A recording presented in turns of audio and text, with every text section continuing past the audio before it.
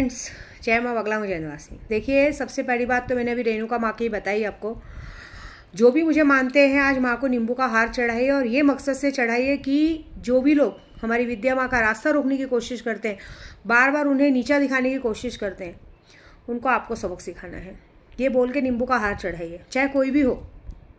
देखिए, मैं यात्रा पे आती हूँ, बहुत मुश्किल से मैंने यात्रा पे सबको लाके वो पूजा पाठ करके लोगों का काम किया है। विश्वास बड़ी चीज़ होती है। जिन लोग ने मुझ पर विश्वास नहीं किया ना, मैं उन लोगों से रिश्ता नाता तोड़ देती हूँ। बाद में उनके साथ जो गलत होगा देखा जाएगा। देखो, एक बात बताऊँ, आप मुझे पूजे पाठ के पैसे देते हो, बाद में आप लोग उस पूजे पाठ के पैसे वापस लेते हो तो वो नुकसान में ही जाता है। अगर मैंने प्यार से दिया तो बहुत बड़ी बात है, लेकिन अगर मैंने दिल दुखा के दिया तो काम नहीं आएगा। इसलिए भरोसा है तो ही काम करो, नहीं तो मत करो। मैंने सोचा था कि दिवाली के में जो भी मुझसे गुरु मंत्र लेके सीखना चाहते हैं, उनको सीखने के साथ साथ मैं उनको दिवाली में 5-5 लाख का फ़ायदा तो दूंगी, लेकिन अब इच्छा नहीं है, जाने दो।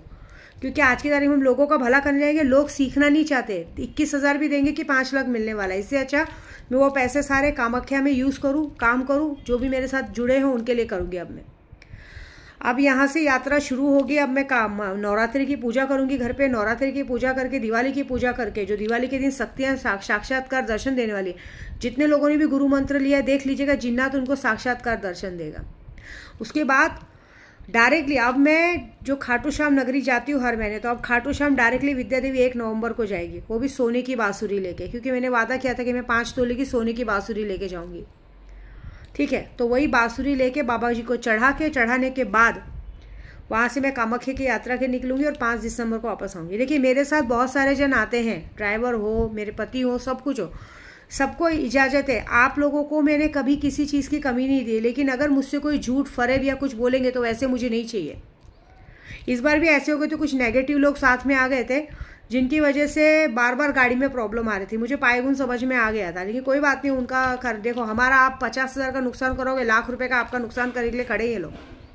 ठीक है, मेरा काम मैं बखूबी कर रही हूँ। मैं सबको यही कहूँगी, देखिए, मेरे साथ जो हुआ है, मैं माया मैडम को कभी माफ़ नहीं कर सकती। तो माया मैडम के पति को एक ही इशारा है कि तुमको यात्रा पे जो भी पैसा मिलेगा, वो पैसा तुम अपने बच्चों में खर्चा करो, अपना कर्जा वर्जा निपटाओ, ठीक है।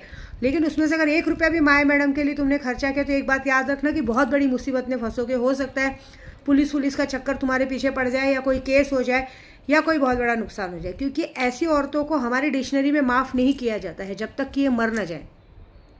ठीक है, अगर ये सेल्फ रिस्पेक्ट वाली औरत है तो खुद कमा रही है, आज की तारीख में जाके बक्कल वक्कल बना रही, जो कर रही है अपना खर्चा खुद उठाए। लेकिन या हो सकता है फिर आपको कामाख्या की यात्रा में आने का मौका भी न मिले। ये मौका भी बहुत मुश्किल से मिला, लोगों ने बंदिश की थी, लोगों की बंदिश तोड़ के चीज़ें मिली, 2 पैसा कमाने मिल रहा है। ठीक है, मैं यहाँ अपने ड्राइवर्स को, सबको, खुद उनके घर के लोगों के लिए साड़ी कपड़ा दिलाती हूँ, लेकिन अगर माया मैडम के लिए चुपके से सामान लेके वहाँ दिया जाएगा तो एक बात याद रखना, क्योंकि ये एंजल्स का कहना है, माफ़ी तो बिल्कुल नहीं मिलेगी। जो भी मैं पहले बता दे रही हूँ, तो माफ़ी तो बिल्कुल नहीं मिलेगी।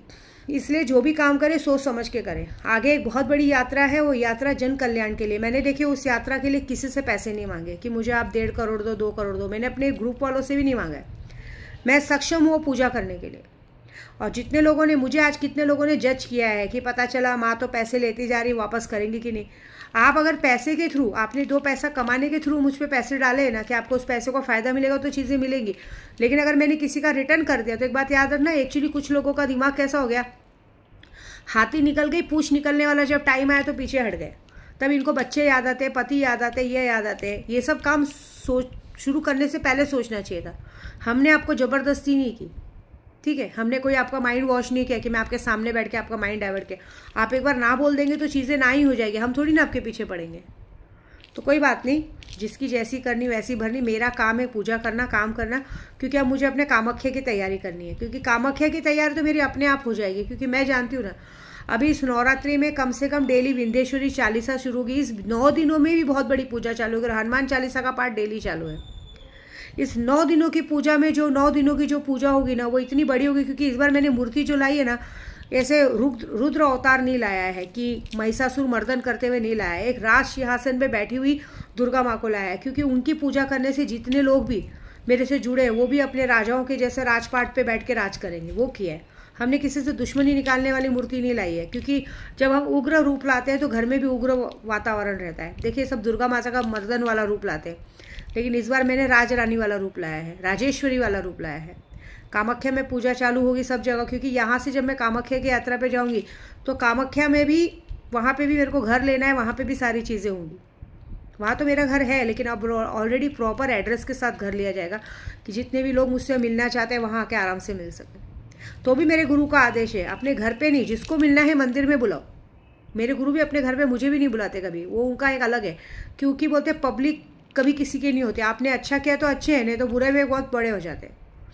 इसलिए हम कामाख्या वाले हैं, कामाख्या वाले अपनी पूजा बराबर करते हैं, और जो अभी आगे होने वाला है उसके लिए तैयार रहे। अभी देखिए मैं माँ को, अभी मैं पाठ करूँगी, हनुमान चालीसा का पाठ करूँगी, उसके बाद शाम को जाके माँ को ये हार चढ़ा भेंट करूँगी। अब रेणुका माँ के हाथ में कि क्या करना है। हाँ, एक और बात और मैं दूसरी वीडियो में बोल देती हूँ।